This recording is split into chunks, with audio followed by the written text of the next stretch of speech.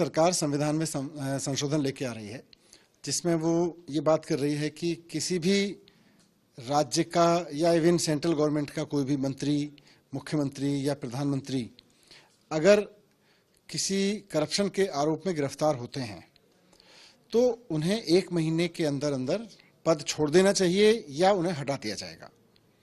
ये अच्छी बात है, लेकिन बहुत संभावनाएं हैं कि जिस तरह से ईडी और सीबीआई का दुरुपयोग हुआ है, वैसे ही दुरुपयोग इस बिल का भी होगा, इस कानून का भी होगा।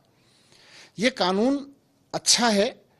भ्रष्ट नेताओं में हमेशा डर बने रहना चाहिए कि उन्हें हटाया जा सकता है, वो हट सकते हैं अगर भ्रष्टाचार करेंगे। और आम आदमी पार्टी तो कट्टर ईमानदार लोगों की पार्टी है, तो इसलिए आम आदमी पार्टी तो इस तरह के किसी भी मूव को अच्छा ही मानेगी। लेकिन ये अधूरा है और किसी एक पार्टी को जो केंद्र में बैठी होगी या किसी एक पार्टी को जो कहीं सत्ता में होगी, उसको बहुत ज्यादा पावर देता है। इसलिए मेरा प्रपोजल ये है कि इस कानून को लाने के साथ साथ इसमें ये चीज और जोड़ी जाए कि अगर किसी मंत्री, मुख्यमंत्री या प्रधानमंत्री के ऊपर भ्रष्टाचार के आरोप में उसको जेल होती है, अरेस्ट कर लिया जाता है और उनको जेल में रहना पड़ता है, तो 1 महीने के अंदर उनको हटा दिया जाएगा। ये अच्छी बात है।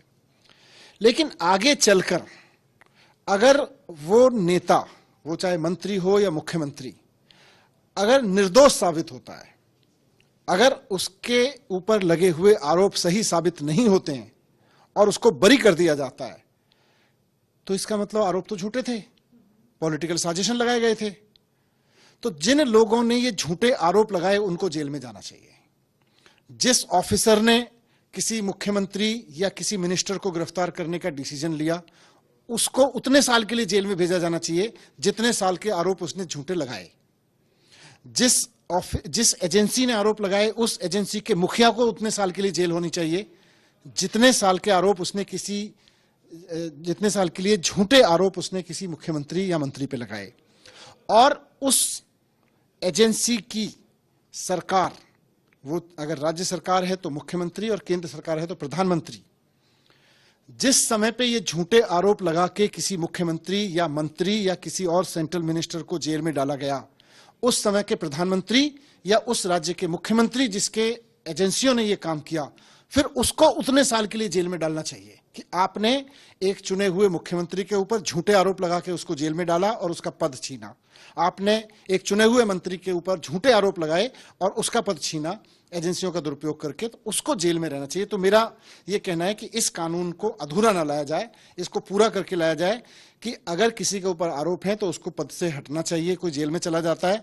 लेकिन अगर झूठे आरोप लगा के किसी को जेल में डाला जाता है तो झूठे आरोप लगाने वाले अफसरों और झूठे आरोप लगाने वाली सरकार के प्रधानमंत्री और मुख्यमंत्री को भी उतने साल के लिए जेल में भेजा जाए जितने साल के करप्शन के आरोप, जितने तरह के केसेस के आरोप लगाए गए थे।